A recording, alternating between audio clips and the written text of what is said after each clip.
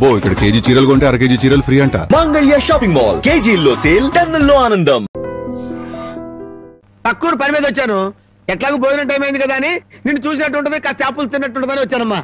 చేపల పులుసా? చేపలుసు కాకపోతే చింతకాయ పచ్చనమ్మా.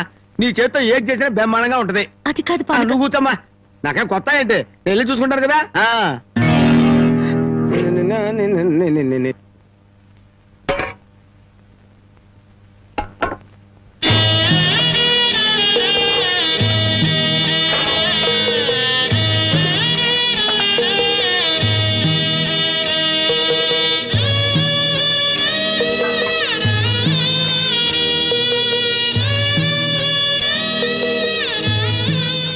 ఏమ్మా, అన్నం వండలేదా? వండటానికి ఏమీ లేదా?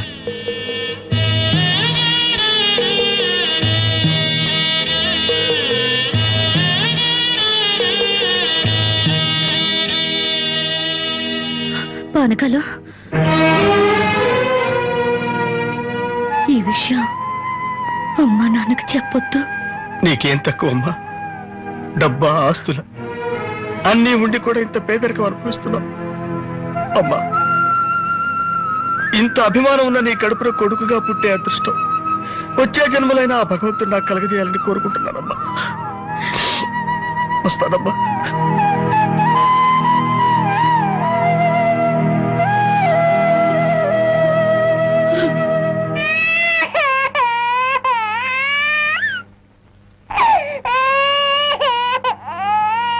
ఏడవకమ్మా, ఏడవకు.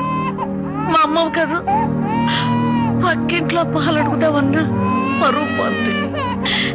ఎన్నిసార్లు అని అడుగుతాం? ఊరుకమ్మా, ఊరుకు.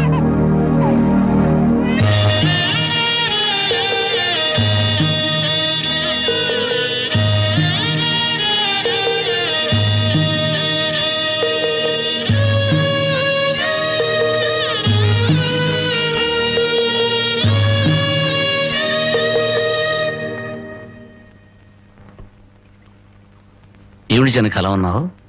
నాకేమండి, బానే ఉన్నాను.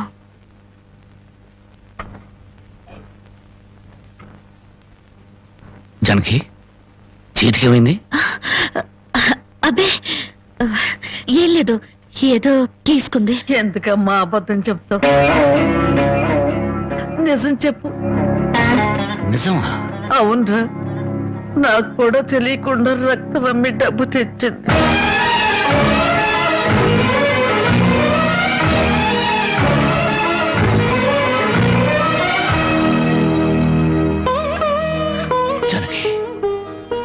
నువ్వు రక్తం అమ్మావా?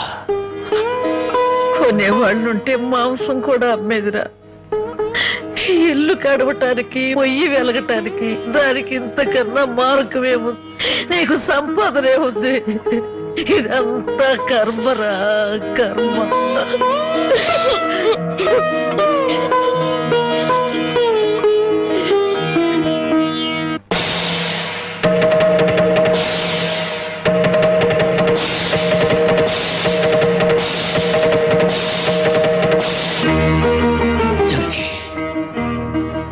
కన్న తల్లి రక్తం పంచి ప్రాణం పోస్తుందంటారు.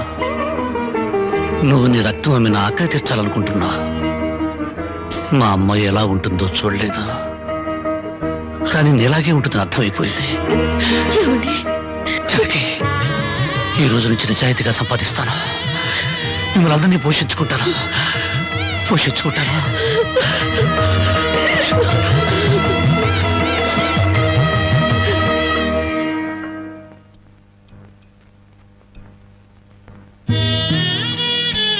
భోంచేస్తున్నారండి అయ్యా, బాగా చేయండి. అమ్మా, అయ్యగారికి పౌరుషం పెరగటానికి 4 పచ్చిమిరపకాయలు కూడా వేసి పెట్టండి అమ్మా. నీకన్నా పిచ్చి పట్టిందా? అవునయ్య గారు, జానకమ్మ బతుకు చూసొచ్చాక నాకు నిజంగానే పిచ్చి పట్టింది. మహాలక్ష్మి లాంటి ఆ తల్లి పాత చీరలు కట్టుకుని కళ్ళలో ఆకలిని, కడుపులో బాధల్ని దాచుకుంటూ ఎలా బతుకుతుందో ఒకసారి చూసి రండి అయ్యా. దాని కర్మ చేసుకున్నానికి అనిపిస్తోంది. బాగా చెప్పారు అయ్య గారు. దూడం తాగితే గేదెలకు కూడా కోపం వచ్చి కొమ్ములతో కుమ్ముతాయి. మనం మనుషులం కదా, వాటి పౌరుషాలు మనకెందుకులేండి. ఎందుకులని ఊరుకుంటుంటే రెచ్చిపోయి మాట్లాడుతున్నావు. నిలువురా నరికేస్తాను. నరికేయండి అయ్యా, నరికేయండి. జానకమ్మ లాంటి చల్లని తల్లి పడే కష్టాలు చూశాక నాకు బతకాలం లేదండి అయ్యా. నరికేయండి, నరికేయండి అయ్యా, నరికేయండి. నరికేస్తారంట. నరికేయండి అయ్యా, నరికేయండి.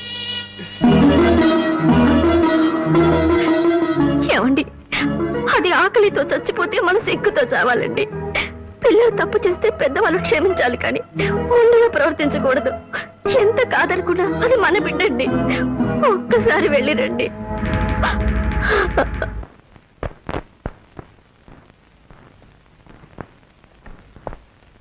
అమ్మా, ఇది ఇక్కడ తగ్గే జబ్బు కాదు. త్వరగా పట్నం తీసుకెళ్లి చూపించండి. అప్పటి వరకు ఈ మందులు వాడండి.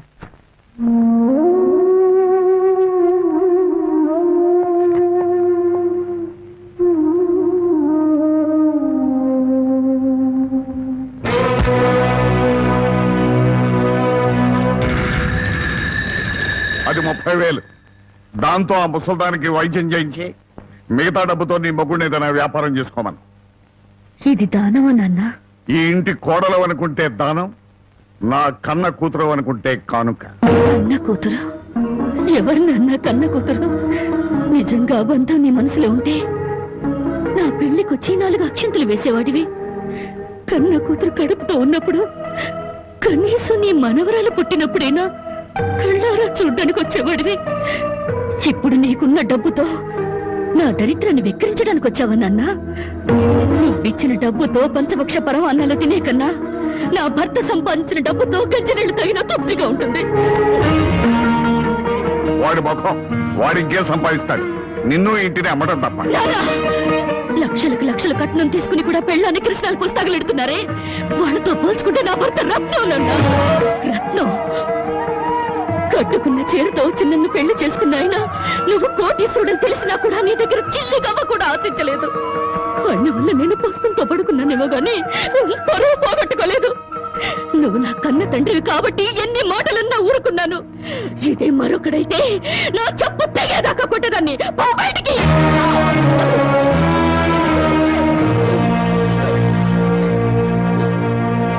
సింహంలో బ్రతుకును ఉద్యోగంలో చేరి గాడి చాకరీ చేస్తావా? అవును సార్, మా ఇల్లు గడవడమే చాలా కష్టంగా ఉంది. దయచేసి నాకు ఏదైనా పని ఇప్పించండి సార్. వద్దులే బాబు, నిన్న నా దగ్గర ఉద్యోగంలో పెట్టుకుంటే నా ఫ్యాక్టరీని ప్యాకెట్ క్లబ్ గా చేస్తావు. నమస్కారం బాబు. ఏంటే ఇంట్లో గడవడం చాలా కష్టంగా ఉంది. ఏదైనా పని ఇప్పిస్తే చేసుకుంటాను సార్. చేసుకున్న పెళ్ళాన్ని చూసి మురిసిపోవడానికి ప్యాకాడడానికి నీకు టైం సరిపడలేదు. నువ్వేం పని చేస్తావా? వెళ్ళా కానీ రా. నీ జీవితంలో నువ్వు ఏం పని చేసావో నీకు పని ఏమంటావు? మీరు ఏ పని ఇచ్చినా చేస్తాను సార్. చూడు బాబు, పని చేయడం అంటే ప్యాకాటం కాదు. అవన్నీ నీకు పడవగాని వెళ్ళు.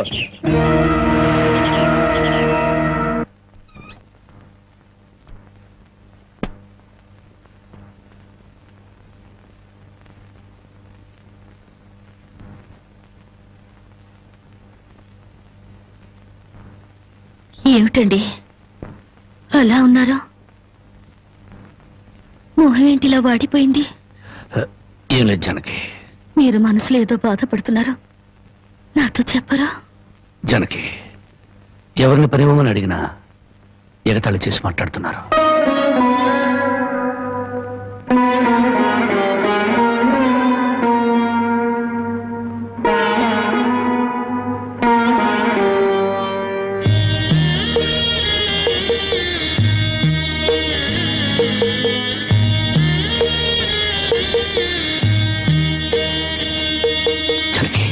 రాజా అలా తలెత్తుకుని తిరిగిన నా భర్త ఎవరి దగ్గర చేతులు కట్టుకుని నిలబడకూడదు. అందుకని తలిపుట్టమ్మంటావా? అవునండి, మీరు వ్యాపారం చేస్తూ దర్జాగా మా నాన్న ఎదుట, ఊళ్ళో వాళ్ళెదుట తలెత్తుకు తిరగాలి. అందుకే మంగళసూత్రం మంగళప్రదంగా మనకు సహాయపడాలి.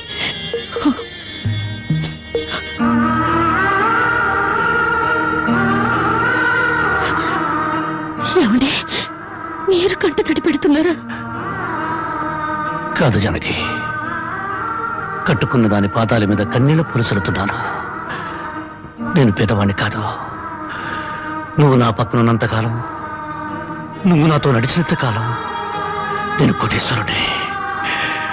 దేవుళ్లకు భార్యలుగా దేవతలు దొరుకుతారంటారు, కానీ ఈ మనిషికి భార్యగా దేవత దొరికింది. అంత మాట అనకండి. వెళ్ళిరండి. వచ్చేటప్పుడు పాపకి పాల డబ్బా, బామ్మకి మందులు తీసుకురండి.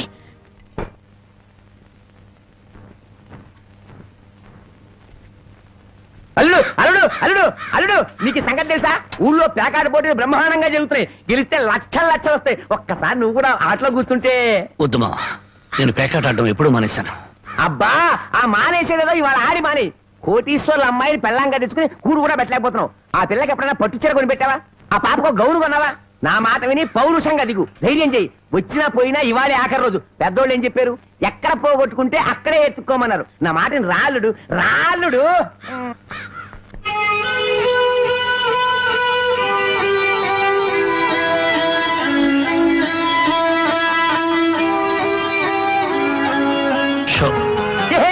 నేను చెప్పలేదు రాళ్ళుడు, ఇవాళ గెలుపు నీదే.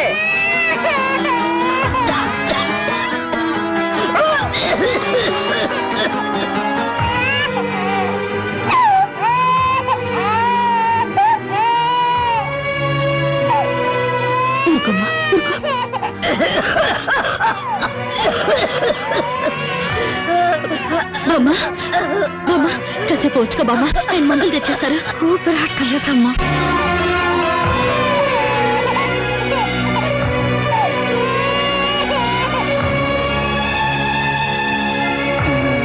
షో షో షో షో.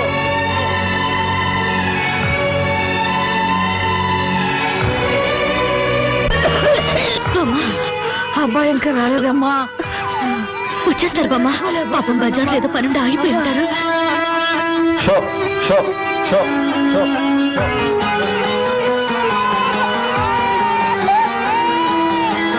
షో షో షో షో.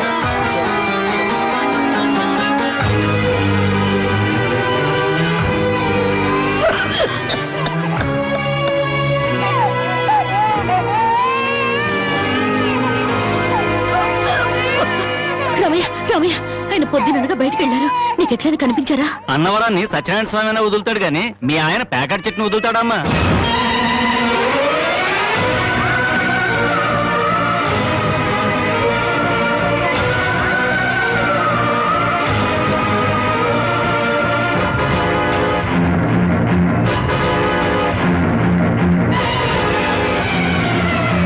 షో షో షో.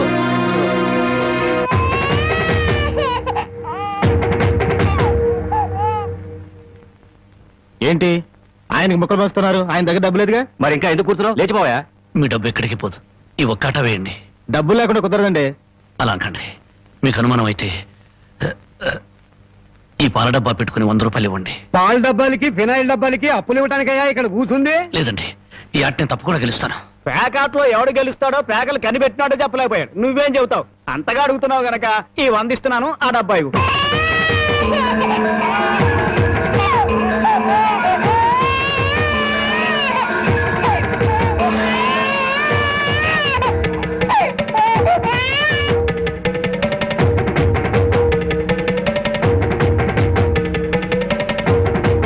షో షో షో. పేకాడ కోసం పాల డబ్బాలు కూడా తాకడ పెట్టాడు పాపం. ఇంకేముందని పెడతాడు? ఇదిగో బాబు.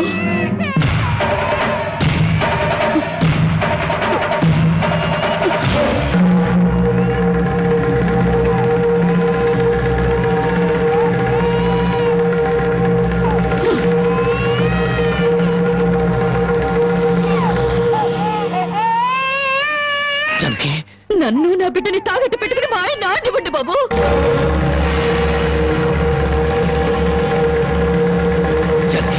నువ్వు ఎక్కడికి ఎందుకు వచ్చావు? భారీగా మీరు ఆడే ఆటం చూసి ఆనందపడదామని వచ్చాను. పసిబిడ్డ ఆకలిని బామ్మ ఆరోగ్యాన్ని త్యాగం చేసి మీరు ఆడే ఆటం చూసి గర్వపడదామని వచ్చాను. జనకి, నన్ను క్షమించు. జనకి, నన్ను క్షమించు. లేదండి, భారీగా నా ధర్మాన్ని నిలబెట్టుకున్నాను. భారతంలో ధర్మరాజు జూదంలో తన భార్యని పణంగా పెట్టిన భారతీయ సాంప్రదాయానికి నా మొగుడు వారసుడైనందుకు పొంగిపోతున్నాను. ఇప్పుడు నాతో పాటు నా బిడ్డని ఈ జూదంలో పెట్టి పాత పురాణానికి కొత్త అక్షరాలు చేరుస్తున్నాను. జనకి, నేను చేసిన తప్పే.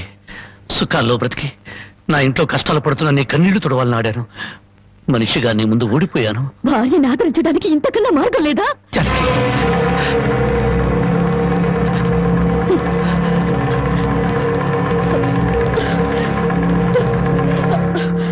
అయ్యా బాబు, పశువులు కూడా కష్టపడి బతుకుతాయి, కానీ మీరు ఈ పేకాడితే గాని బతకలేరు.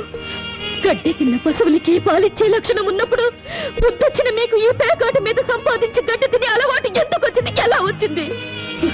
భారతంలో 105 జూదం ఆడితే ఈ భారతదేశంలో పేటకి భారత జూదం నడిపి మీ సంసారాలు ఎందుకు పాడు చేసుకుంటున్నారు? మీరు 3 ముక్కల ఆట ఆడే ముందు మీరు 3 ముళ్ళు వేసిన మీ ఇంటి ఆడదానికి కాస్త విషం ఇచ్చి చంపొచ్చి ఆడుకోండి అయ్యా.